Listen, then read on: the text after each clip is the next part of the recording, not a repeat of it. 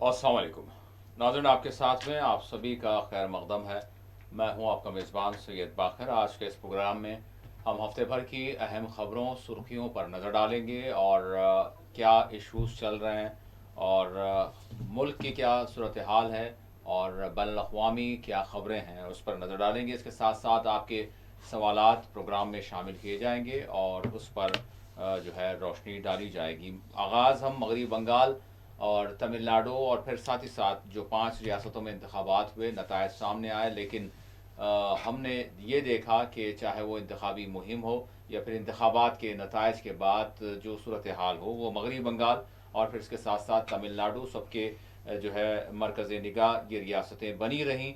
तो क्या कुछ रहा, इस पर हम बात करेंगे इस हफ्ते और पिछले 24 घंटों के दौरान। और इसके साथ साथ वज़ीर आज़म नरेंद्र मोदी जनूबी हिंद की रियासतों का दौरा कर रहे हैं। तेलंगाना में अब से कुछ ही देर में वो यकीनन जो इवेंट्स हैं उसमें वो शिरकत भी करेंगे और उसको मुखातब भी करेंगे। तो किस तरह का वज़ीर आज़म नरेंद्र मोदी का ये दौरा है, इस पर भी हम नज़र डालेंगे, इसके क्या हद व हाल हैं और जनूबी हिंद या फिर तेलंगाना के हवाले से तेलंगाना के लोगों को वज़ीर आज़म क्या देकर जाएंगे।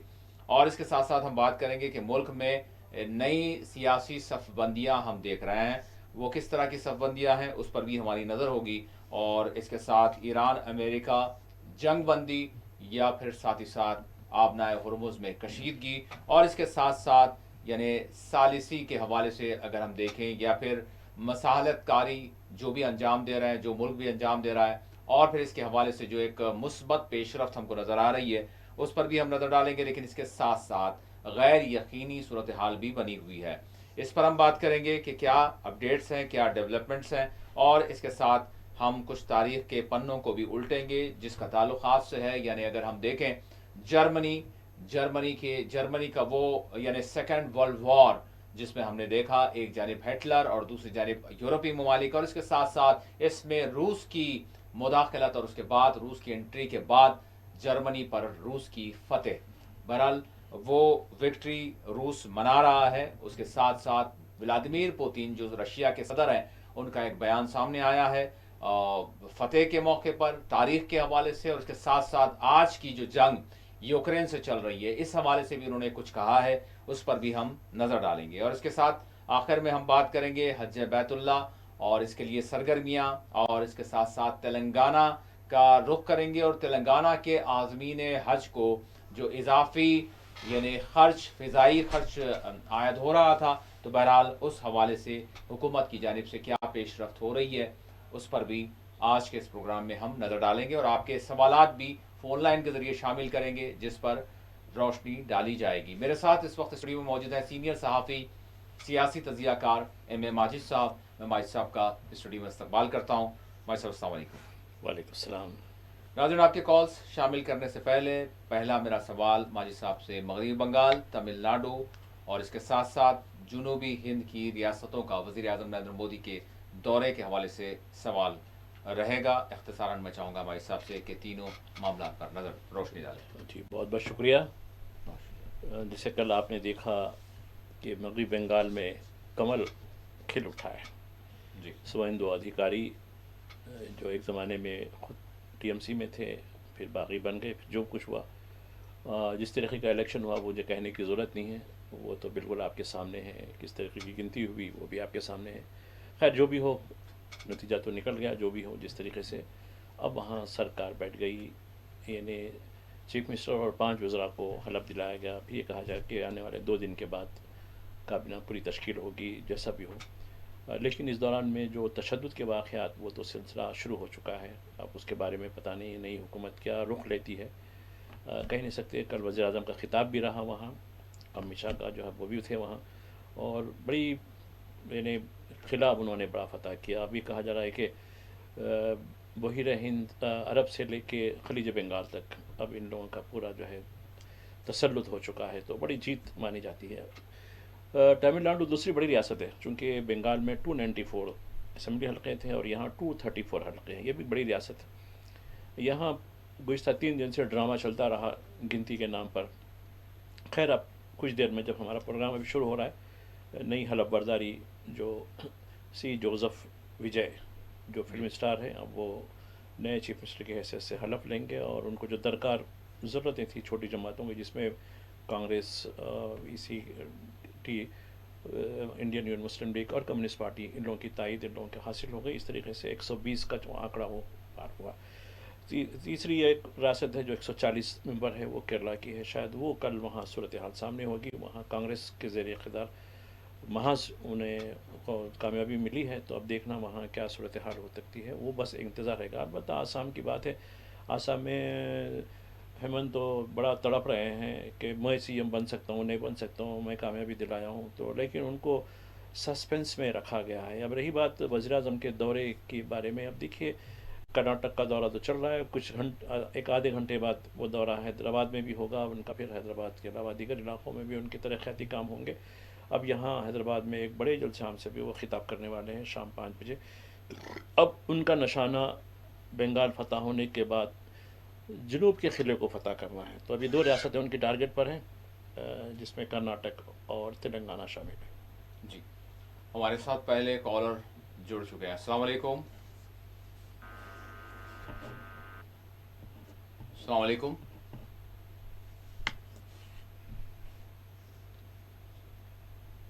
السلام علیکم.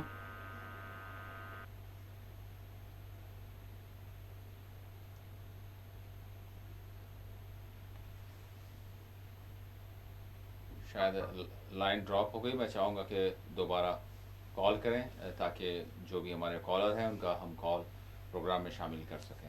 بھائی صاحب، اس کے ساتھ یعنی یہ جو نتائج سامنے آئے، اس کے بعد ہم بھی ملک میں یہ دیکھ رہے ہیں کہ ایک نئی سیاسی صف بندی کیا آپ کو نظر آ رہا ہے؟ پھر ساتھ ہی ساتھ انڈیا بلاک بھی ہے، لیکن کیا انڈیا بلاک کہیں نہ کہیں ڈسٹرب ہو چکا ہے یا پھر سے ریوائیو ہونے جا رہا ہے؟ دیکھیے انڈیا بلاک میں ایک نوشن ہے، یعنی مکمل کچھ ایسا جم کر والا اتحاد نہیں ہے. لیکن ایک چیز میں دیکھ رہا تھا، آج کرناٹک آئے ہیں ہمارے پرائم منسٹر صاحب، ڈی ایم کے سے بڑی ہمدردی ہو گئی ہے. کل تک تو ڈی ایم کے کو اینٹی وومنس، کرپشن، یہ وہ کہا کرتے تھے. صرف 2-3 دن پہلے کی، مطلب گنتی سے پہلے کی بات تھی، یعنی الیکشن کے پروسیس میں کہ دیکھو کانگریس نے پیٹھ میں خنجر گھونپا، یہ سیاست غداری ان کی جو ہے رگ رگ میں بسی ہوئی ہے. ڈی ایم کے ساتھ بڑی ہمدردی ظاہر کی انہوں نے. تو بہت اچھی بات ہے بھائی. چلیے، کم از کم کچھ دن کے بعد دیکھیے، کچھ دن پہلے یہ کچھ اور تھے، کچھ دن پہلے اور تھا. اور سویندو ادھیکاری کا بھی وہی معاملہ تھا، ہیمنت بسوا کا بھی وہ تھا، انتہائی کراٹ فلاں، اس کے خلاف کیس فلاں یہ. لیکن اب بدلے ہوئے دن تو جیسے ہی بدل جاتا ہے تو ان کا موقع بھی بدل جاتا ہے. تو یہ، لیکن جہاں تک انڈیا بلاک کی بات ہے، اب دیکھیے ممتا بنرجی نے ہمیشہ سے اپنا جو ہے الگ رکھا.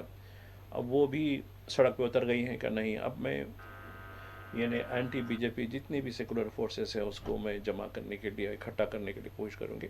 اب وجے کا جو آنا والا ہے ٹی وی کے، ان کی جو پارٹی کا نام ہے ٹی وی کے، وہ شاید انڈیا بلاک میں ہو سکتے ہیں اور ایک منظم طریقے سے جو ہے کام آگے بڑھ سکتا ہے.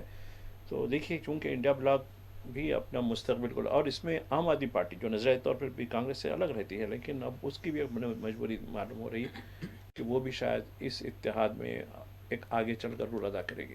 جی، ایک کالر جڑ چکے ہیں. السلام علیکم.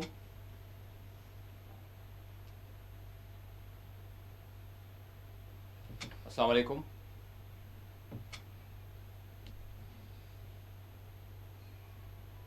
شاید ابھی یا پھر آپ کا کال کنیکٹ نہیں ہو پا رہا، یا پھر شاید کوئی تکنیکی مسئلہ ہے. جو بھی ہو، بہرحال امید کرتے ہیں کہ جو ہے آپ کا کال ہم جلد سے جلد جو ہے شامل کر سکیں. بہرحال میں چاہوں گا تکنیکی ٹیم سے کہ اگر کوئی مسئلہ ہے، کال نہیں ہے تو ٹھیک ہے، کوئی بات نہیں ہے، لیکن اگر کوئی تکنیکی مسئلہ ہے تو اس کو فوری طور پر سالو کیا جائے، کیونکہ یہ پروگرام لوگوں ہی کا ہے اور انہی سے کال ہم کو لینا رہتا ہے. بھائی صاحب، اس کے ساتھ ایران امریکہ ثالثی، اور پھر اس کے ساتھ ساتھ جو پیش رفت اس میں نظر آ رہی ہے مثبت، اور پھر غیر یقینی صورتحال بھی بنی ہوئی ہے. جی بھائی صاحب. یہ دو متضاد چیزیں سامنے آ رہی ہیں. ایک تو مثبت چیز جو سامنے آ رہی ہے وہ ہر دو طرف سے جو خوشگوار پہلو کی باتیں ہو رہی ہیں. امریکہ کی طرف سے بھی یہ بات ہوئی کہ جو پروپوزلز ملے ہیں اس میں ہم نے تھوڑی تبدیلی کی، ہم تبدیلی کر کے ہم نے میڈیٹر کو بتا دیا، میڈیٹر نے ایران کو بتا دیا. ایران کا جواب آیا تو کہا کہ تھوڑا سا اور اس میں کچھ چیزیں رد و بدل ہونی ہے. اب جا کر یہ کہا گیا کہ بغیر کہ اس طریقے سے یہ باتیں آگے بڑھتی ہیں، ہماری ڈائلاگ آگے بڑھتے ہیں، تو ڈائریکٹ ہم بھی ثالثی کے مقام پر یا کسی اور مقام پر ہم یہ جا کر ہم بات کر سکتے ہیں. یہ تو خیر مذاکرات کی پیش رفت چل رہی ہے، لیکن میں سمجھتا ہوں کہ جیسا کل میں بھی آپ سے اس گفتگو میں بات ہو رہی تھی کہ ڈونالڈ ٹرمپ کے دورہ چین جو شاید نیکسٹ ویک میں ہونے والا ہے، جو پہلے اپریل میں ہونے والا تھا لیکن اس کو پوسٹ پون کیا گیا تھا، تو اب وہ بھی اس کے انتظار میں ہیں کہ شاید یہ دورہ یعنی ایران امریکہ کا جو مسئلہ ہو رہا ہے اس میں شاید ایک اہم رول ادا کر سکتا ہے یہ دورہ یہ ہے. لیکن جہاں تک سمندر کی جو صورتحال ہے، جو آپ نے ہرمز جس کو کہتے ہیں، وہاں ابھی بھی کشیدگی کہیں نہ کہیں چھوٹ موٹ کے جو ہے اسکرمش یعنی چھوٹی موٹی چپ خلشیں جو ہوتی ہیں، جنگ نہیں ہے لیکن جنگ کی جیسی جو صورتحال، ایک دوسرے پر جہازوں پر حملے کرنا کچھ لوگوں کو، جیسا کہ گزشتہ دنوں ایران کے ایک جہاز پر امریکی فورسز نے حملہ کیا، پھر وہاں کے 15 لوگوں کو بندی بنایا، پھر ان بندیوں کو ثالثی کے حوالے کر دیا، جو میڈیٹر کر رہے ہیں ان کے حوالے کر دیا، میڈیٹر نے پھر ایران کو اس کا حوالے کیا. تو یہ پروسیس تو یہ جنگ کا محاذ ہے، لیکن دونوں کا بھی یہ احساس ہے، خاص کر امریکہ کا، کہ بھئی جنگ بندی برقرار ہے. یہ چیزیں چھوٹی موٹی ہوئی ہیں، ہم اس کی تصدیق کرتے ہیں، لیکن اس سے جو ڈائلاگ چل رہے ہیں اس میں کوئی رکاوٹ نہیں ہوگی. صاحب اس کے ساتھ ساتھ اب جس طرح سے ہم دیکھ رہے ہیں کہ ایک یعنی جرمنی پر جو روس جو اپنی ایک وکٹری منا رہا ہے، اور پھر اس کے ساتھ ساتھ جو جنگی محاذ ہے. دیکھیے، دوسری جنگ عظیم میں دو بڑے پہلو سامنے آئے، کیونکہ جرمن اور اس کے اتحادیوں نے پوری طریقے سے دنیا کو تہس نہس کر کے رکھ دیا تھا، پریشان تھے لوگ. روس کی انٹری کے بعد یورپ جرمنی کو اور اس کے جو معاونین تھے ان کو کنٹرول کرنے میں آسانی ہوئی. دوسری طرف امریکہ کی جانب سے جاپان پر جو ایٹم بم ڈالے گئے، یہ دو فیکٹر ہوئے جو جنگ کا فیصلہ کر چکے تھے. ایکچولی کیا ہے، ہم تاریخ تو نہیں ہم اس طریقے سے ایزی لیتے ہیں، ارے یا تاریخ سے ہم کو کیا کرنا ہے، ہمارا کیریئر بنانا ہے. کیریئر ضرور بنائیے لیکن تاریخ بھی تو ضرور دیکھیے. تو اس میں جو ہم کو اب 81 سال یعنی اس کی اینیورسری منائی گئی اور بڑی پریڈ ہے، اور اس کے لیے 2 دن جنگ روکی گئی. دیکھیے 2 دن تک یہ جنگ، اور جنگ روکنے سے پہلے جو کچھ جم کر حملے ہوئے ایک دوسرے کے خلاف. تو اب روس کا یہ جب ماننا یہ ہے کہ کس طریقے سے ہم جب میدان میں آئے تب یہ جو ہے جرمنی اور اس کے اتحادیوں کو ہم شکست دے سکے، یہ ایک بہت بڑا پہلو تھا. اس کے ذریعے یہ سالگرہ منانے کے ذریعے انہوں نے یورپ اور امریکہ کو پیغام دیا کہ آپ ہم کو ایسے ہی جو ہے مت لیجیے گا، ایزی مت لیجیے گا. ہم ایک بڑی طاقت ہیں، ہم کچھ بھی کر سکتے ہیں، اور ہماری وجہ سے آپ نے نازیوں کو شکست دی تھی، ورنہ آپ نے تو جرمن کی جو شکست تھی وہ روس کے ہاتھوں ہوئی، کیونکہ اصل جو فتنہ شروع ہوا تھا نازیزم سے شروع ہوا تھا. تو نازیزم کو کچلنے میں، ہٹلر کو اور اس کی فوج کو ختم کرنے میں جو روس، تو اس کی ایک پریڈ ہوئی. اس پریڈ میں پوٹن نے بھی سلامی لی اور بہت سی باتیں ہوئی اس میں، لیکن ایک ساتھ انہوں نے یہ بھی وارننگ دی کہ نیٹو جس طریقے سے یوکرین کو اسلحہ کے ذریعے، پیسوں کے ذریعے، لاجسٹک کے ذریعے مدد فراہم کر رہا ہے، تو ہم یہ پوری طریقے سے ہماری نظر میں ہے. تو یعنی ایک معنوں میں یہ ایک بین السطور میں ایک وارننگ ہے، ایک معنوں میں کہ آپ سمجھ جائیے کہ آپ جس طریقے سے ہمارے دشمن کو آپ طاقت دے رہے ہیں، تو یہ مت بھولیے کہ ہماری ایک تاریخ رہی ہے. یہ چیزیں ان کی ہیں. اور انہوں نے ایک اور بھی بات یہ کہی کہ جو موجودہ حالات میں کچھ لوگ اپنے آپ کو بہت زیادہ طاقتور سمجھتے ہیں، اور وہ آج وہ کون سی جو ہے اس میں ہے، یعنی مطلب ان کے بارے میں بھی انہوں نے کہا کہ آپ اتنا بھی مت اترائیے اور ہم کو کمتری میں مت لیجیے. تو یہ 2-3 میسیجز تھے جو آج کے اخبارات میں اس کو شائع ہوا ہے. جی بھائی صاحب، اس کے ساتھ ساتھ جیسے اگر ہم یوکرین جنگ کی اگر بات کریں تو ولادیمیر پوتن نے کہا ہے کہ ابھی اس میں جو ہے یعنی کہ جنگ بندی کے حوالے سے انہوں نے بات کی ہے، تو کیا ایک پازیٹیو سائن یوکرین جنگ کے حوالے سے بھی سامنے آ رہی ہے؟ دیکھیے، یوکرین اور رشیا کے درمیان بات چیت کے بیچ میں کئی مراحل ہو چکے ہیں. جنیوا میں بھی ہوئے، استنبول میں ہوئے، اور دیگر ملکوں میں بھی ہوئے. لیکن روس کا یہ موقف رہا کہ ہم جن علاقوں میں، جیسا کہ کئی جنوب مشرقی علاقوں میں یوکرین کے اس نے بہت پہلے ہی قبضہ کر چکا ہے، کریمیا وغیرہ کا جو علاقہ ہے، جو نارتھ یعنی مشرق کا علاقہ ہے، ساؤتھ مشرق کا، تو وہ علاقوں کو آپ جو ہے وہاں رشین اوریجن کے زیادہ میجارٹی ہے، اور اصل مسئلہ بھی وہیں سے شروع ہوا ہے. یہ پوری ایک اس کی تاریخ رہی ہے، مسئلہ کیسے شروع ہوا، کیوں شروع ہوا، اور پوتین اور جس طریقے سے یوکرین کے جو موجودہ صدر ہیں ان کے ساتھ کیا معاملات پیش آئے، تو یہ انہوں نے کہا کہ ان علاقوں کو چھوڑ کر آپ بات کیجیے گا، کرتے ہیں. تو یہ ایک صورتحال ہے کہ ہم بات چیت کے لیے تیار ہیں، لیکن وہ ہماری شرائط پر مبنی ہونی چاہیے. اور جبکہ یوکرین وہ چیزوں کو نہیں مان پا رہا ہے، چونکہ یوکرین کو نیٹو کی طرف سے، یورپی یونین کی طرف سے، امریکہ کی طرف سے ایک طاقت مل رہی ہے، تو جس کی وجہ سے وہ برابر مقابلہ کرتا جا رہا ہے. جی میں صاحب، اس کے ساتھ ساتھ اب جس طرح سے ہم دیکھ رہے ہیں کہ اگر ہم ایران اور امریکہ کی جنگ کی بات کریں تو ایک غیر یقینی صورتحال بھی نظر آ رہی ہے، اور پھر اس کے ساتھ ساتھ یعنی بات چیت کا معاملہ بھی چل رہا ہے. ایکچوئل ہو کیونکہ ہو یہ رہا ہے کہ صرف وہ خطہ نہیں بلکہ اس خطے میں جو کام کرنے والے لوگ ہیں اور ان کے جو گھر والے بھی ہیں، اگر ہم اپنے ملک کی بھی بات کریں، کافی کچھ مطلب وہ تشویش سے دوچار ہے کہ وہ ہونے کیا جا رہا ہے، مطلب کیا ڈیسیشن لیں. کئی سارے ایسے معاملات ہیں، کچھ تو ایسے ہیں جو ابھی بھی گئے ہوئے ہیں، ان کو بہت سارے ڈیسیشن لینے ہیں. تو کیا اس حوالے سے دیکھ رہے ہیں ہماری سب صورتحال؟ نہیں، یہ تو ہر ایک کے لیے انسرٹنٹی تو برابر ہے. جی جو لوگ خلیج میں رہ رہے ہیں، خیر خلیج کے ابھی اس وقت تو صرف ایک ہی ملک زیادہ متاثر ہے، جبکہ دیگر جو 5 ممالک ہیں وہ اثر اب کم ہو گیا ہے. کویت متاثر ہوا تھا، کویت میں عام زندگی بحال ہو گئی، اسکول چالو ہو گئے، ایئر سروسز چالو ہو گئی. بحرین میں بھی کچھ حد تک ہے. سب سے زیادہ جو متاثر ہوا یو اے متاثر ہوا ہے. جی یو اے میں چونکہ جی یو اے میں جہاں تک ہے، یو اے کی جو سب سے بڑی جو صورتحال ہے وہ بیرونی سرمایہ کاری اور بیرونی اوریجن کے لوگوں سے، دبئی کی آبادی سے کئی گنا بڑھ کر باہر کے لوگوں کا ہے، وہیں سرمایہ کاری ہے. اب تو یہ غیر یقینی صورتحال میں وہ لوگ جو دبئی میں ضرور ان کی سرمایہ کاری ہے، وہ لوگ نکل جانے سے وہاں ایک خلا پیدا ہو گیا. تو یہ ایک بڑا مسئلہ ہے، اور اس کی وجہ سے روزگار کے یعنی مسئلے پیدا ہوئے ہیں. ہندوستان کے لوگ بھی واپس ہوئے ہیں، اور پاکستان کے بھی ہمارے جو ہے پڑوس کے ملک ہیں اس کے بھی لوگ بہت زیادہ متاثر ہوئے ہیں، تو کئی لوگ واپس بھی ہوئے ہیں وہاں سے.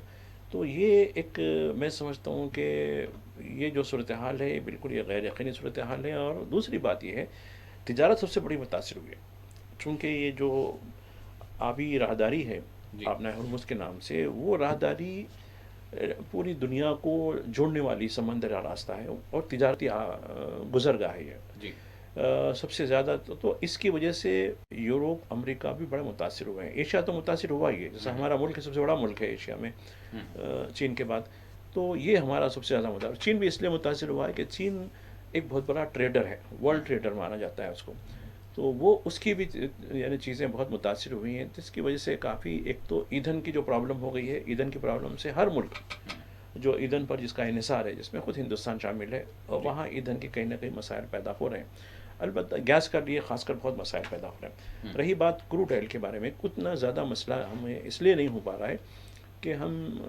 امریکہ نے ہم کو اجازت دی ہے کہ اب ہم جو ہے روس سے بھی تیل خرید سکتے ہیں، سلسلہ جاری ہے خریدنے کا، اور ایران سے بھی تیل خرید سکتے ہیں. خیر وہ آبنائے ہرمز سے ہمارے جہاز تیل لے کر ایران کے آ رہے ہیں نہیں آ رہے ہیں، اس میں کچھ رکاوٹیں ضرور ہو رہی ہیں چونکہ امریکہ کی پہرے داری، لیکن امریکہ نے کچھ ہمارے جہازوں کو بھی اجازت دی ہے، جاؤ تیل بھر کے جو ہے لے کے چلے جاؤ بلکہ. خیر وہ کیا معاملہ ہے نہیں معلوم، لیکن حکومت ہند کی جو پیٹرولیم منسٹری ہے وہ برابر تصدیق کر رہی ہے کہ ہاں ہم اب ایرانی تیل بھی خریدنے لگے ہیں تقریباً 7 سال کے گیپ کے بعد. یہ تو چیز ہے. اس کی وجہ سے جو ہمارے پیٹرول، ڈیزل یا جیٹ جو ٹربائن آئل ہوتا ہے، یہ ہمارے لیے سپلائی تو ضرور ہو رہی ہے لیکن اس کی قیمتیں زیادہ ہو گئی ہیں. یہی وجہ ہے کہ کئی ایئر لائنس کی کمپنیاں حکومت کو نوٹس دے چکی ہیں کہ یا تو آپ ہم کو کھلی چھوٹ دے دیجئے یا پھر ہم ہماری جو ہے فضائی سروس ہم بند کر دیں گے. اب دیکھیے اس کی وجہ سے برطانیہ متاثر ہوا. برطانیہ کی جو ہے برٹش ایئر ویز وہ بڑی پرابلم میں چل رہی ہے، چونکہ ان کے بھی کہا کہ ہم نہیں کر سکتے یہ چیزیں. تو دنیا کی دیگر ایئر لائنس بھی پرابلم ہے، اور یہ وجہ ہے کہ ٹکٹ بہت مہنگے ہو گئے. خاص کر اب دیکھیے حاجیوں کا بھی ذکر کر رہے تھے، بالکل. تو حکومت نے، ہندوستان کی حکومت نے کہا کہ حالانکہ یہ لوگ 6 مہینے پہلے ہی دے دیے، اور ان کے جو ٹکٹ ہوتے ہیں یہ عام پیسنجر کے ٹکٹ سے 3-4 گنا بڑھ کے رہتے ہیں حاجیوں کے ٹکٹ. مان لیجیے گا جیسا کہ حیدرآباد دلی سے جدہ یا جدہ سے دلی جانے کا ہے، یعنی جو بھی یا کسی بھی امبارکمنٹ پوائنٹ سے 30-35 40,000 ہوتے تھے، یعنی 28 فروری سے پہلے کی بات کروں. جی. خیر اس میں کچھ اضافہ ضرور ہوگا، لیکن یہ تو بکنگ ہم بہت پہلے کر چکے تھے. اب سرکار کہہ رہی کہ نہیں وہ جیٹ فیول مہنگا ہونے سے ہم کو جو ہے لینا، تو ہر حاجی کو 10,000 روپے ایکسٹرا دینے پڑ رہے ہیں. اور ان کا جو کرایہ ہے 1 لاکھ کے اوپر ہوتا ہے، 1,20,000 1,25,000. جبکہ پری 28 فروری یہ جو نارمل کرایہ ہوتا ہے 30,000 سے 40,000 کے درمیان ہوتا ہے. لیکن حاجیوں سے اس سے پہلے بھی لاسٹ ایئر بھی ایسا لیا گیا، چونکہ حکومت ہند کے پاس کوئی طیارہ نہیں ہے، لیکن یہ برابر طیاروں کا انتظام لیز دیگر طیاروں کو جو ہے کانٹریکٹ سب کانٹریکٹ دیتی ہے، دیکھیے خود پیسے کماتی ہے، حاجیوں کے پیسوں سے کماتی ہے. یہ نہیں کہتی کہ بھائی جو ہم کانٹریکٹ دے رہے ہیں اس پہ کر رہے ہیں. کہا تھا کہ نہیں ہم حج کمیٹی کو بالنا رہتا، فلاں کرنا رہتا، یہ خرچہ ہے، تو بھائی تم اس کے لیے بجٹ نہیں، بجٹ کچھ نہیں، اسی میں سے ہم نکال رہے ہیں. تو یہ ایک قسم کی پوری طریقے سے جہاں تک حج کا معاملہ ہے یہ اس طریقے کا حکومت کا رویہ. خیر موجودہ حکومت کا رویہ جس طرح سے، کیونکہ حج کی سبسڈی بھی ختم کر کے زمانہ عرصہ ہو گیا، جبکہ جب ختم کی گئی تھی حج کی سبسڈی 2015 میں ختم کی گئی تھی، اس وقت 230 کروڑ روپے کی سبسڈی جاتی تھی، وہ بھی ایئر انڈیا کو جو اس وقت سرکاری ملکیت میں تھا اس کو جاتی تھی. وہ ختم ہونے کے بعد اس کے بعد ان کا جو رویہ ہے، اس کا کہا گیا کہ نہیں یہ پیسوں کو تعلیم پہ خرچ کیجیے. ہاں تعلیم، بلکہ الٹا اس کے بعد کیا کیا گیا، مولانا آزاد جو فاؤنڈیشن تھا اس کے کم کر دیے، فیلوشپ کم کر دی گئی، پری میٹرک پوسٹ میٹرک وہ ختم کر دی گئی. تو یہ نہیں ایک دم الٹا. تو یہ تو کہہ سکتے ہیں جس طریقے سے جو صورتحال ہندوستان میں بنی ہوئی ہے. میں کل ایک پروگرام دیکھ رہا تھا ایک انٹرنیشنل میڈیا میں، اس میں کہا کہ سرجنگ آف یعنی بی جے پی کا جو عروج ہے وہ ہندوستان میں ایروجن آف ڈیموکریسی، یعنی نہیں ہاں تباہی کی باعث بن رہی ہے. تو وہ ایک بڑا 15-20 منٹ کا پروگرام تھا. تو بھائی انٹرنیشنل میڈیا بھی اتنا بڑا، اور اس کے ریزن بتا رہا تھا کس طریقے سے جو ہے الیکشن کا پروسیس ہوا، کس طریقے سے چیزیں ہوئی. تو یہ جو چیزیں دنیا کے سامنے آ رہی ہیں تو خود سے کچھ ان لوگوں کو فرق پڑنے والا تو نہیں ہے. کیا کر لیتے بھائی، دنیا کیا کر لیتی ہے، کیا یہ ان کا مطلب رہتا. ہم اپنی جگہ سے بہت کچھ ہے، کیونکہ ہم فارن نیشن ہے، لیکن فارن یعنی سورنٹ نیشن یعنی خود مختار ہونے کے باوجود کسی سے کیا خریدنا ہے، کسی سے نہیں خریدنا ہے، یہ دوسروں کے غیر ملکی جو ہے ان کے تابع ہوتے ہیں. بالکل یہ صورتحال ہے. بڑے افسوس کی بات ہے. ہماری بات چیت جاری رہے گی اور امید ہے کہ بریک کے بعد ہم آپ کے کال پروگرام میں شامل کریں اور اس پر جو ہے ضرور ماجد صاحب روشنی ڈالیں گے، اور پھر دیگر موضوعات بھی ہے اس پر بھی ہم بات کریں گے. ایک چھوٹا سا بریک یہاں پر لیتے ہیں، بریک کے بعد دوبارہ حاضر ہوں گے. ناظرین بریک کے بعد آپ کے ساتھ میں آپ سبھی کا دوبارہ خیر مقدم ہے. ہم امید کرتے ہیں کہ آپ کے کال لے سکیں، بہرحال جتنا بھی وقت ہو سکے، لیکن فی الحال ابھی شاید آپ کا کال کنیکٹ نہیں ہو پا رہا. ماجد صاحب اس کے ساتھ حج بیت اللہ کا سیزن جو ہے جاری ہے، کئی ایک ساری چیزیں ہیں. بہرحال تلنگانہ کے حوالے سے ہم نے یہاں پر ذکر کیا، فضائی خرچ کے حوالے سے ہم نے بات کی. اس سے پہلے میں آپ سے جاننا چاہوں گا کہ جس دوران یعنی ایک وہ وقت بھی تھا جو کووڈ کا وقت تھا، اس وقت ہم نے دیکھا بالکل اس وقت تو بالکل وہیں کے مقامی جو تھے بالکل مختصر سے لوگ انہوں نے حج بیت اللہ کے فرائض ادا کیے تھے. لیکن اس مرتبہ حج تو ہو رہا ہے، لیکن اس کے باوجود کچھ تھوڑا سا یہ جو جنگ کے اثرات ہیں وہ ضرور جو ہے یہاں پر دیکھے جا رہے ہیں. تو کس طرح سے آپ صورتحال کو دیکھ رہے ہیں عالمی سطح پر جو یہ اس برس 2026 میں حج بیت اللہ ہو رہا ہے؟ دیکھیے جنگ کے اثرات تو ابھی حالیہ سے شروع ہوئے، 28 فروری اس کے بعد کی صورتحال ہے. حج کے جو معاملات ہیں وہ 6 مہینے پہلے ہی پروسیس شروع ہو چکے تھے. حج کے لیے جو سلیکشن ہوا تھا پلگریمز کا یعنی عازمین کا، وہ بہت پہلے ہو چکا تھا. اور ہندوستان سے 1,75,000 اور اس سے زیادہ ہے، 1,75,000. تو یہ عازمین پورے جا رہے ہیں، اس میں کوئی رکاوٹ نہیں ہے، اس میں جا رہے ہیں.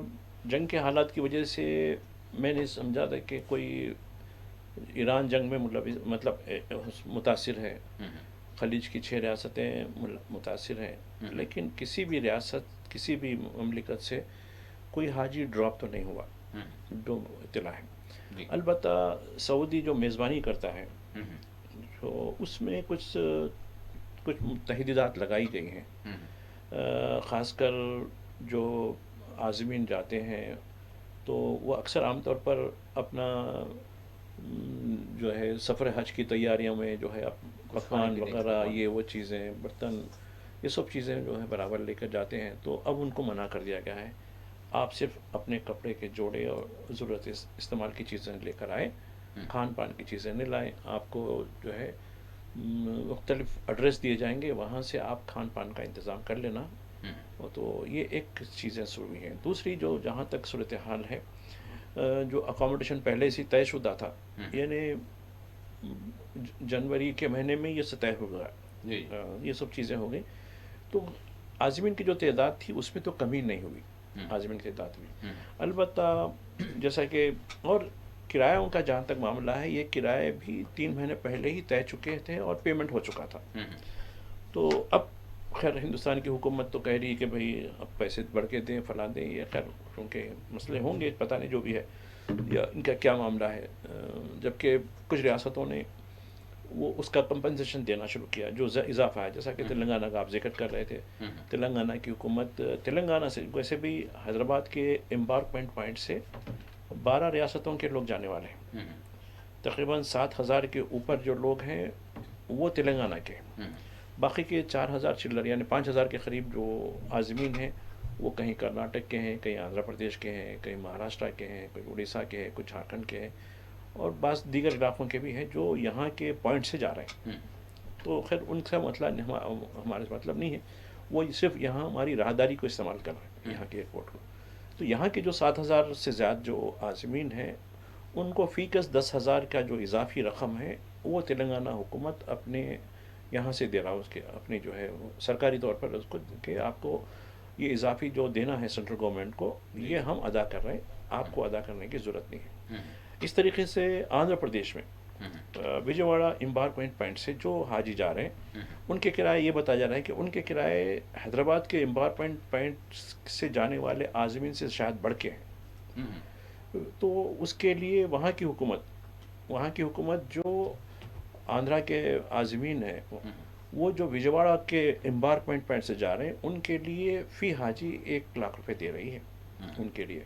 جبکہ وہی آندھرا پردیش کے حاجی جو حیدرآباد سے جا رہے ہیں جی. ان کے لیے وہ سہولت نہیں دی جا رہی. 1 لاکھ روپے کی جو سہولت پہلے سے ہی کہا جا رہا ہے کہ بھائی تم کون سے امبارکمنٹ پوائنٹ سے آپ جانا چاہتے ہیں. جی. تو کئی ایسے آندھرا پردیش کے جو ہیں وہ انہوں نے حیدرآباد کو سلیکٹ کیا. تو وہ جو حیدرآباد سے جانے والے ہیں وہ 1 لاکھ روپے کے مستحق نہیں ہیں. البتہ جو وجے واڑہ سے جانے والے ہیں وہی مستحق ہوں گے. یہ ان کی خیر کئی اس میں چیزیں ہیں، اس میں بات نہیں ہے، لیکن حیدرآباد کا جو امبارکمنٹ پوائنٹ ہے وہ مقبول. ایک اور چیز جو یہاں تلنگانہ میں جو دیکھی گئی ہے یہ ہوتا تھا کہ حج ہاؤس کا جو مرکز تھا وہاں امیگریشن، کسٹم اور لگیج سب چیزیں یہیں ہو جاتی تھی. ان کا سامان بھی یہیں لیا جاتا تھا پورا. ان کو یہیں جو ہے بورڈنگ پاس دیا جاتا تھا. اب یہ بورڈنگ پاس دکھانا سیدھا ایئر کرافٹ میں بیٹھنا رہتا تھا. لیکن پتہ نہیں کچھ انتظامی کمی تھی یا تاخیر ہوئی یا کیا کمیونیکیشن گیپ ہوا ڈپارٹمنٹس کے اندر، اس کی وجہ سے کسٹم، امیگریشن، لگیج یہ پوری چیزیں ان کو ایئرپورٹ پر ہی کرنی پڑ رہی ہے، جس سے تھوڑی سی تکلیف ہو رہی ہے. یہ ایک ریزن ہے جو تکالیف کا. خیر ایک بتایا کہ ڈپارٹمنٹلی کمیونیکیشن کی گیپ کی وجہ سے یا کہیں نہ کہیں حج کمیٹی کی جھول ہے اس کے اندر، یہ برابر پوری طریقے سے نہیں کر پائے. چونکہ حج کمیٹی میں کوئی مستقل یعنی ایگزیکٹو آفیسر نہیں ہے جو ہونا چاہیے. اس سے پہلے مستقل ہوا کرتے تھے. اب ایک صاحب ہیں، ان کو اردو اکیڈمی کی بھی ذمہ داری، وقف بورڈ کی بھی ذمہ داری، اس کی بھی ذمہ داری. تو یہ ایک ہر ایک ڈپارٹمنٹ کے لیے ایک مستقل ڈیڈیکیٹڈ آفیسر حکومت نہیں دے پا رہی، جس کی وجہ سے وہ فالو اپ نہیں ہو پا رہا. تو شاید یہ کمیونیکیشن گیپ ہوا کسٹم سے، امیگریشن سے اور ایئر لائنس کے جو ڈیسک ہوتے ہیں اس سے، کیونکہ وہ لگیج وغیرہ جو ہے تو یہیں ہوتا تھا. تو اور لوگوں کو آسانی ہوتی تھی، صرف وہ احرام کے ساتھ بورڈنگ پاس رکھ لیا، چلے گئے، سیدھا پلین میں بیٹھنے چلے گئے تھے. وہاں ان کو لگیج کی قطار میں ٹھہرنا پڑتا ہے، امیگریشن کی قطار میں ٹھہرنا پڑتا ہے اور دیگر جو ہے چیزیں ہوتی. تو یہ ایک تھوڑی مشکلات تلنگانہ کے جہاں تک ہے وہ ہو رہی ہے. البتہ دیکھیے کئی ریاستیں ہیں، چھوٹی ریاستیں جیسا کہ منی پور، تریپورہ. تو میں دیکھا منی پور میں کیونکہ بڑے دنگے ہوئے، وہاں بھی کافی تعداد میں لوگ حج کے لیے روانہ ہوئے. ان کے لیے بڑی مشکل وہ ہے. جو ہے امبال سے وہ کلکتہ آئیں، کلکتے سے ان کا امبارکمنٹ پوائنٹ ہے. تو خیر وہاں کے حالات بڑے خراب ہیں، لیکن وہاں کے چیف منسٹر، حالانکہ وہ بی جے پی کے چیف منسٹر ہیں، بہت کم دیکھا میں کہ بی جے پی کے چیف منسٹر ایسی تقریبوں میں نہیں آتے. البتہ وہ دھارمک چیزوں میں اس میں پورے طریقے سے کرتے ہیں. تو وہ جو ہے میں دیکھ کے تھوڑا سا میرے کو ہوا کہ چلو بی جے پی کا چیف منسٹر ضرور ہے، لیکن وہ منی پور میں جو ہے وہاں ایئرپورٹ پہ آیا کہ جو ہے دعا کرنے لگا کہ دیکھو ہماری ریاست بہت پریشان ہے، لوگ آپس میں وہ ہو رہے ہیں، آپ حج کو جا رہے ہیں، مقدس ہیں، آپ ہم اپنی ریاست کے امن کے لیے دعا کیجیے. تو بڑا عجیب دکھا بھائی یہ بھی، جبکہ نغز امن کے لیے بنگال میں آپ لوگ اپیلیں کر کے لوگوں کو ستاتے ہیں، آسام میں ستاتے ہیں، یو پی میں تو خیر ستاتے ہیں، اتراکھنڈ میں ستاتے ہیں، لیکن آپ اس طریقے کی بات کریں تو مجھے تھوڑا سا وہ لگا، تو ایسا بھی ہو سکتا ہے.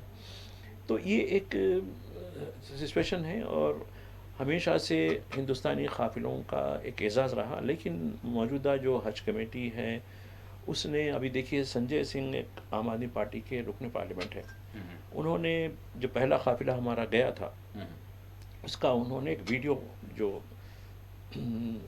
حرم شریف کے قریب جو ہے ایک ویڈیو بنایا کہ دیکھو عام حاجی جو ہے، جو نارمل جو حج کمیٹی کا ہے وہ 4 لاکھ ہے، اس کے اوپر کچھ پیسے ہوتے ہیں. کہا کہ یہ لوگ اتنا پیسہ خرچ کرتے ہیں اور ان کو دیکھو اکاموڈیشن، ان کو پانی نصیب نہیں ہے، ان کا ٹوائلٹ ایسا ہے کہ آپ جا نہیں سکتے، ان کے لیے سہولتیں نہیں ہیں، کچھ نہیں ہے. ہماری حج کمیٹی، ہماری مائنورٹی کی منسٹری کیا کر رہی ہے؟ انہوں نے بڑے سوال کیے اور اس کا ویڈیو بتایا کہ ٹوائلٹ کی حالت ایسی گندی حالت کہ آپ وہ دیکھے تو خالی وہ ویڈیو میں دیکھے تو آپ نہیں جا سکتے، دیکھے تو ایسا دکھ رہا تھا. اور بستر ایک حال میں، ایک چھوٹا سا حال ہے، 10x12 کا حال ہے، 6 آدمیوں کو اکاموڈیٹ کر لیا گیا ہے. اس طریقے کی صورتحال کیا ہو سکتا ہے؟ کیا 6x12 کے ایک روم میں، کیا کسی ہوٹل میں 6 آدمیوں کو رکھتے کیا وہاں؟ عام آدمی 2 آدمیوں کا بستر ہوتا نارملی، ایک آدھ کہیں ڈالے تو 3 ہو سکتے، لیکن یہاں تو 6 آدمیوں کو رکھا گیا، بس ٹلنے کی جگہ نہیں ہے. تو اس طریقے کی صورتحال کا ہونے کیا کہ یہ ہماری جو سینٹرل حج کمیٹی ہے یا ہمارے پاس جو اکاموڈیشن جو لوگ جدہ میں لیتے ہیں، یہ ان کا سب سے اب دیکھیں دیگر ملکوں کے لوگ بھی جاتے ہیں، کس طریقے کا وہ اکاموڈیشن لیتے ہیں. فلپائن ہم سے بالکل غریب کنٹری ہے، لیکن وہاں سے بھی ہزاروں کی تعداد میں جو عازمین جاتے ہیں، ان کے لیے ان کا سفارت خانہ کس طریقے کا ہیلپ کرتا ہے وہاں، ان کے لیے مینا میں کس طریقے کا جو انتظام ہوتا ہے، اور ارض مقدس میں مکہ اور مدینہ میں ان کے لیے جو سہولتیں ہوتی ہیں. تو میں سمجھتا ہوں کہ یہ سب چیزیں دیکھنی چاہیے. اور ایک بات یہ ہے کہ ہندوستان کے پاس کوئی فضائی کمپنی نہیں ہے، پھر یہ فضائی کرایہ کیوں لیتے ہیں لوگ؟ لے کے سبلیز کیوں کرتے ہو؟ کیوں نہیں یہ اختیار حج کمیٹیوں کی جو انجمن ہے یا پورے حج کمیٹیوں کی ایک انجمن بنائیے یا پھر سینٹرل حج کمیٹیوں کو بنائیے کہ وہ گلوبل ٹینڈر لیں، گلوبل ٹینڈر کے نام پر یہ لوگ خود ٹینڈر لیں تو کم ہوں گی. آپ گورنمنٹ آف انڈیا ٹینڈر لیتی، کمیشن ہوتا ہے اس کے اندر، آپ کے جو کرمچاری یا جو بھی ہوتے ہیں. اس سے پہلے خاتون صاحبہ تھی نا ہماری پچھلی اس میں، تو وہ کس طریقے کا گل کھلا کے چلے گئی، آپ کو یاد ہے نا؟ بڑا کافی ایشو بنا تھا. حالانکہ سعودی عرب میں بڑی عزت دی گئی، حتیٰ کہ وہ حرم مدینہ تک ان کو جانے کی اجازت دی گئی تھی. لیکن انہوں نے کیا کیا، اور اس کا ایسا پتہ نہیں کیا ہوا کہ ان کی منسٹری غائب ہو گئی اور وہ منظر سے ہی غائب ہو گئی بیچاری. تو خیر، تو بتانے کا مقصد یہ ہے کہ اس میں جو ٹرانسپیرنسی ہونی چاہیے حج کے امور میں وہ نہیں ہے. اور ایک دوسری چیز جواب دہی، یعنی اکاؤنٹیبلٹی. کوئی نہیں، بس ہم بول دیے ختم ہو گیا. تو یہ جب سچویشن ہوتی ہے تو کون اس کو جو ہے، حکومت جواب دہی سے آ رہی ہوتی ہے. دیکھیں اسی موضوع کے حوالے سے اگر ہم بات کریں تو میں یہاں پر یہ عرض کرنا چاہوں گا کہ بہت سارے جو حج کر کے واپس ہونے والے ہیں، یقیناً وہ اللہ کا ہر حال شکر ادا کرنا ہے، اور بالخصوص عبادات کے معاملے میں اور حج کے حوالے سے جہاں تک بات یہ ہے کہ بھائی یعنی شکر ادا کیا جائے کہ اللہ تعالیٰ کی جانب سے آپ کو یہ سعادت ملی. اور جو سفر حج میں یا سفر کے دوران جو کچھ تکالیف رہیں، مشکلات رہیں، اس کو آپ کو نہیں دیکھنا ہوگا، بلکہ آپ کو جو ہے چونکہ ایک سعادت مل رہی ہے تو اس کو بھی اسی کا ایک حصہ سمجھتے ہوئے، عبادت کا حصہ سمجھتے ہوئے اس کو آپ کو برداشت کرنا ہوگا، تو آپ کو اللہ کی رضا ملے گی. یہ مقام، یہ بات اپنے مقام پر ہے. لیکن دوسری چیز یہ ہے کہ حج کے لیے جس کے ذریعے سے جا رہے ہیں، جس کو پیسے ادا کر رہے ہیں، تو کیا اس کو چھوڑ دیا جائے؟ کیا اس کی ذمہ داری جو ہوتی ہے وہ یہی کرے کہ جو ہے پیسے تو لے لے سارے معاملات کے حوالے سے جو سہولیات فراہم کرنی ہیں، جو وعدہ کیا جا رہا ہے وہ سارے لے لے، اور اس کے بعد حاجیوں کو اس بات پر چھوڑ دے کہ بھئی آپ کو تو اللہ کا شکر ادا کرنا ہے، چاہے مصیبت آئے، پریشانیاں آئے، کچھ بھی آئے، ہم تو پیسے لے رہے ہیں، سہولت آپ کو نہیں دیں گے۔ تو وہ جو ان کی شکایت ہے وہ بجا ہے، یعنی یا نہیں ہے، کیونکہ بات یہ ہے کہ وہ شکایت کر رہے ہیں خدا سے نہیں، بلکہ وہ شکایت کر رہے ہیں ان بھیجنے والوں سے جو جھوٹے وعدے کر رہے ہیں یا پھر اپنی ذمہ داریوں سے پہلو تئی کر رہے ہیں۔ تو یہ بھی بات ہو رہی ہے مائی صاحب کہ بھائی حاجیوں کو اتنا نہیں بولنا چاہیے، وہ ہوتی ہیں مصائب تو برداشت کر لینا چاہیے، جیسے آپ نے ساری باتیں بتائی، حق ہے، سچ ہے وہ۔ تو یہ بھی ایک مزاج بنایا گیا ہے، ایک حلقے کی طرف سے آ رہی ہے بات کہ بھائی نہیں بولنا چاہیے، یہ تو سرکاری بات ہوگی۔ نہیں نہیں، دیکھیے، آپ کسی سروس کے لیے اماؤنٹ پے کرتے ہیں، جی ہاں، سروس پیڈ سروس ہوتی ہے، ٹھیک ہے، ان پیڈ سروس ہے، مسائل ہو رہے ہیں تو بولا کہ ہاں بالکل الگ بات ہے، ہم نے بھی اللہ کے لیے کیا، آپ بھی اللہ کے لیے ہاں برداشت ہاں کریں۔ خود ہوگی، بالکل الگ بات ہوتی۔ ہوں، جب سروس کو آپ اس کا پیسہ دے رہے ہیں ہوں، تو ایسے بھول جائیں گے، جواب دہ نہیں ہوں گے۔ جب آپ کسی کو جو ہے کوئی چیز کرائے پہ لیتے ہیں جی ہاں، تو اس کا استعمال تو کریں گے نا۔ اب نے بولا نہیں، کرایہ دے دیا، اب اللہ پہ چھوڑ دیجئے، میں آپ کی سروس نہیں کروں گا، ایسا ہوتا کہیں؟ آپ معاملی ایک یوبر، اولا وغیرہ جی ہاں، بک کر لیے، اب بولا کہ بھئی سفر پہ جانا ہے، ارے نہیں صاحب وہ میں نہیں آپ کی سروس دیں، ارے میں پیسے آپ کو جو ہے پے کر رہا ہوں، تو یہ کیسے انکار کر سکتے ہیں؟ تو ٹھیک ہے، جب پیسے لان لیں آپ چیریٹی میں بالکل اللہ کے واحد نام پہ اللہ کا چھوڑ نام، دیں، جی تو وہ تب شکایت واجب ہے۔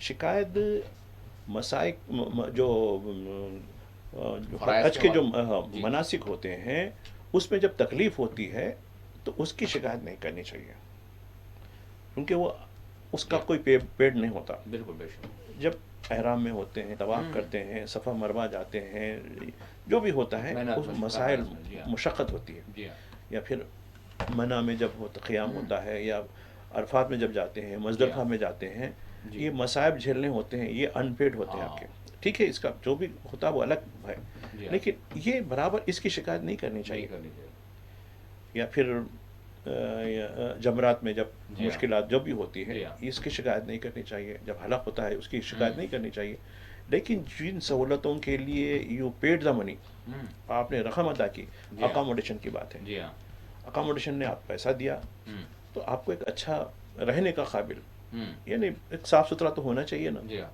پینے کی سہولتیں ہونی چاہیے، پانی پینے کی سہولتیں، ٹھیک ہے، آپ کہیں گے کہ کیٹرنگ نہیں کرنی ہے، کیٹرنگ باہر کرنی ہے، ٹھیک ہے، الگ سوال ہے وہ۔ جی ہاں، تو یہ چیزیں تو آپ کو کہیں گے اس کی شکایت تو کر سکتے ہیں، جی جو ہاں، لاجسٹک کی شکایتیں ہیں، میں بالکل، مطلب یہ ہے جو لاجسٹک کی جس کے جو ہر پیڈ فار اٹ، جی ہاں، تو وہ تو آپ شکایت برابر واجب ہے کہ ہاں بھائی انتظامی غلطیاں ہو گئی، ہم کو صحیح روم نہیں مل پایا، ہم کو اس طریقے سے غلاظت میں رکھا گیا، اور کئی مقامات پر 5 فلور پہ دیا گیا، لفٹ برابر نہیں ہے وہاں، ہوں، اور ہندوستان کے جو پلگریم ہوتے ہیں ان کی جو میجورٹی 50+ کی ہوتی ہے، ہوں، ہوں، میجورٹی کہہ رہا ہوں، کچھ جی، لوگ نہیں بھی ہے، ایسا نہیں ہے، تو یہ لوگوں کو سیڑھیاں چڑھ کر جانا، کیا یہ آپ بلڈنگ دیکھتے وقت یہ دیکھیں کیا اس کا انسپیکشن کس طریقے کا کیا گیا، کیا جی ہاں، لفٹ کام کر رہا ہے نہیں کر رہا ہے، جی ہاں، وہاں کے حمام صحیح ہے نہیں ہے، وہاں کی بیت الخلاء صحیح ہے نہیں ہے، ہوں، وہاں کے کمرے ہوادار ہے نہیں ہے، یہ چیزوں کا ہم نے لیا، ہوں، لیکن یہ کیا کرتے ہیں وہاں ایجنٹوں کے ذریعے پیسے بناتے ہیں، ہوں، حج کمیٹی کی ممبرشپ کے لیے لوگ برائبنگ کرتے ہیں، حج کا ہوں، معاملہ ہے بھائی، بول ارے خدمت کا نہیں ہے، ارے ہوں، نہیں یار کمیٹی ممبر بن گیا تو مجھے مفت میں جو ہے سعودی عرب پہ چکرا مارنا پڑتا، فلاں وہ بلڈنگ کے لیے، کرائے کے ناموں کے لیے، اس کے لیے، فلاں کے لیے۔ اب دیکھیے حیدرآباد میں بھی، حیدرآباد حج کمیٹی سے بھی جاتے تھے، مجھے یاد ہے اس سے پہلے حج کمیٹی میں جو ہے اے خان ہمارے IPS آفیسر تھے، کمشنر بھی تھے، بعد میں وہ گورنمنٹ کے ایڈوائزر بنے، جی، تو وہ بھی شاید ایک مرتبہ جا کے دیکھے، بولا کہ نہیں یہ اچھے لوگ جانا ضروری ہے، ہوں، جو ان کا کردار فیر رہا ہے، تو وہ ہوں، ذرا اچھی سلیکشن ہوتی ہے۔ اس دور میں کوئی شکایت اتنی نہیں مل پا رہی ہوں، کہ جو خاص کر تلنگانہ کے جو تھے، خیر سینٹرل حج کمیٹی کے ایک حصہ ہی بن کے گئے، جی، لیکن یہ جو تلنگانہ یا آندھرا پردیش کے جو عازمین تھے اس وقت، ان کے لیے بہتر ہوئی، اتنی شکایتیں نہیں مل پائیں، بعد میں شکایتیں ملی لگی، تو اس کا مطلب یہ ہے کہ کہیں نہ کہیں جھول ہے۔ ہوں، تو میں سمجھتا ہوں کہ خیر یہ جو بڑی اعزاز کی بات ہے کہ حج کی سہولتیں ملی ضرور ہیں، لیکن حج کی سعادت ملی ضروری ہے، لیکن جو سہولتیں جس کے لیے آپ نے پیسہ ادا کیا، ہوں، اگر اس میں کچھ کمی ہوتی ہے تو اس کی شکایت میں نہیں سمجھتا کہ غیر واجبی نہیں واجبی ہے. جی خیر. میں صاحب بالکل آخری دو سوال کروں گا. وہ یہ ہے کہ ایک تو SIR کا جو عمل ہے تلنگانہ میں وہ کس طرح سے ابھی تک کہاں تک وہ مکمل ہوا ہے اور آگے کس طرح سے بڑھ رہا ہے، اور دوسری چیز یہ ہے کہ اس کے ساتھ ساتھ جو سینسس کا معاملہ ہے اس حوالے سے بھی لوگوں کے سوالات ہیں. غالباً اگر آج شاید کالس ہوتے تو اس حوالے سے سوال ہوتا، کیونکہ ان جنرل ہماری جو محفلیں ہیں اس میں لوگ جو ہے اس پر سوال کر رہے ہیں ابھی. دیکھیے سینسس کا جو معاملہ تھا سیلف ایمولیشن، جی. یعنی خود اپنی جو ہے گنتی، ہوں. یہ عمل آن لائن سیلف ایمولیشن وہ سمجھتا ہوں کہ آج ختم ہو رہا ہے. ہوں. بس اب اس کے بعد فزیکل ہونے والا ہے. اس کا مطلب یہ نہیں کہ جو سیلف کر لیے وہی گڈھے پہ ہیں یا پھر جو فزیکل ہوں گے وہ ان لوگوں کو نقصان میں، ایسا کچھ بھی نہیں ہے. سہولت یہ ہے کہ آپ اپنے سسٹم سے سیلف ایمولیشن یعنی انومولیٹ کر لیے، یعنی اپنے آپ کی گنتی کر لیے، جی جی. تو آپ کے پاس بھی وہ آدمی بندہ آئے گا سینسس کی جو آپ کی گنتی کرنے والا، شمار کنندہ جس کو کہہ سکتے ہیں، جی جی. انومولیٹرس جس کو کہتے ہیں، وہ بھی آئے گا. یعنی جو آپ سیلف انومریشن آپ کریں کے ان گھر پہ میں بھی آئے گا، سب جو نہیں کیے ان پہ بھی گھر پہ آئے گا. جی جی. لیکن سہولت یہ ہوگی کہ آپ جو وہ ایک نمبر دیا گیا، جیسے ہی آپ نے سیلف ایمولیٹ کیا اپنے آپ کو، جی آن لائن کر دیا. آن لائن ایمولیشن کیا گیا، تو اس کا ایک نمبر آتا ہے، وہ ایک اس کا نمبر بتا دیں، تو یہ ہوگا کہ وہ بڑی آسانی ہو جائے گی. اس کو پوری طریقے سے ڈیٹ لینے کی ضرورت نہیں پڑے گی. ٹھیک ہے بھائی، سب کچھ آپ کے گھر کے احوال مجھے معلوم ہو چکے ہیں، یہ میری پوری سائٹ میرے اس پر آ چکا ہے، یہ نمبر آپ نے دیا ہے. ٹھیک ہے، اس آج میں لاسٹ ڈیٹ ہے بھائی صاحب. ہاں شاید 10 آج. جی جی. تو اس کے لیے یہ جو سیلف ایمولیشن کہتے ہیں اس کو، یعنی خود ہی اپنے آپ فون پہ بھی کر لے سکتے ہیں، اس پہ بھی کر سکتے ہیں. اس میں ایکسٹینڈ بھی کرتے تو اچھا ہوتا شاید. نہیں کرتے ہوں گے وہ. خیر وہ تو اس میں سیلف لوگ بہت سارا کام کر لیں گے، تو وہ سمپل ہے وہ بھی.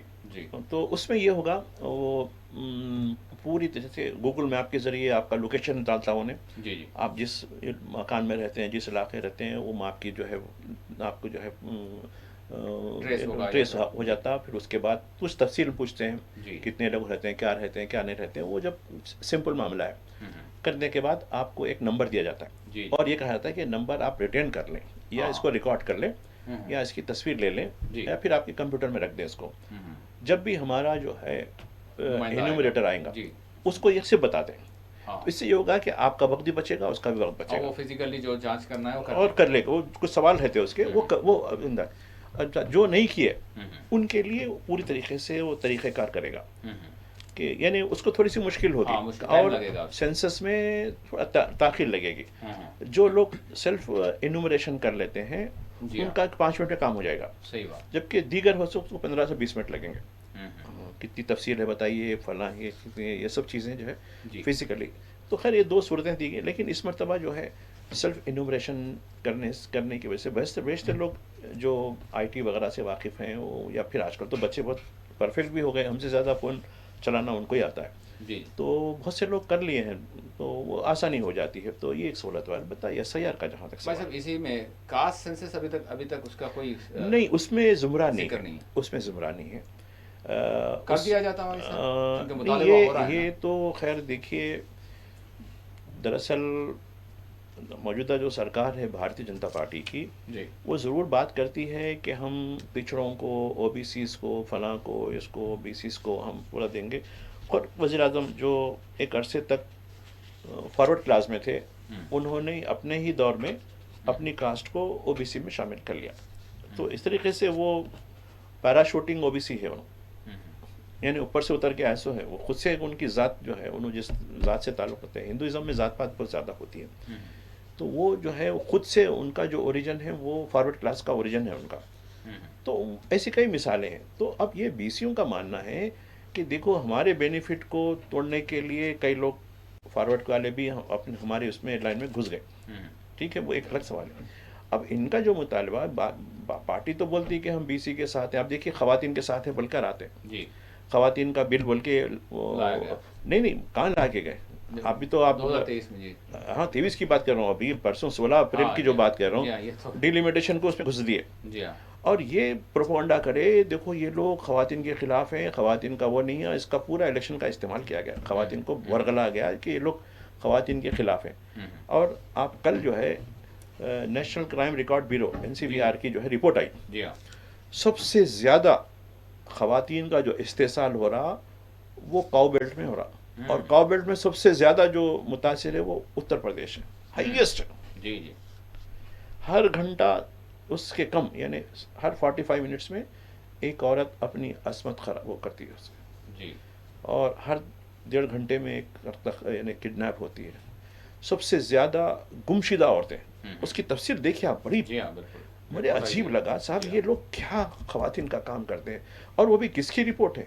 جس NCR جو امت شاہ جس وزارت کے وہ ہیں ان کی رپورٹ ہے یہ۔ جی کوئی اور محکمے کی ہوتی تو پھر بھی ہم بولتے تھے کہ ارے بھائی ان کی رپورٹ میں یہ چیزیں ہو رہی ہیں، کدھر جا رہی ہیں عورتیں گمشدہ ہو کے؟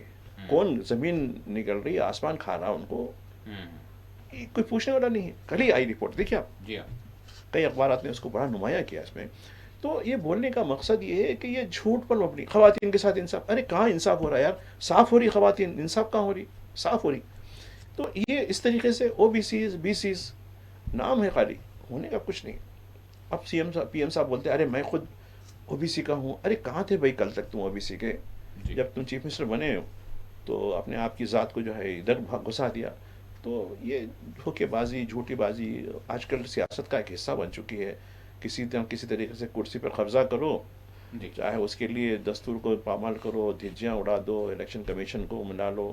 یہ تو چیزیں تو آج آپ بھی دیکھ رہے ہیں، میں بھی دیکھ رہا ہوں، ہمارے ناظرین بھی دیکھ رہے ہیں۔ بھائی صاحب 1 منٹ ہے ہمارے پاس، SIR کا عمل ابھی تک کہاں تک ہوا، اور آگے کے حوالے سے کیا کہیں گے آپ لوگ؟ دیکھیے کچھ ریاستوں میں تو ہوا ہے، لیکن ابھی تلنگانہ میں آفیشیلی اس کی شروعات نہیں ہوئی ہے۔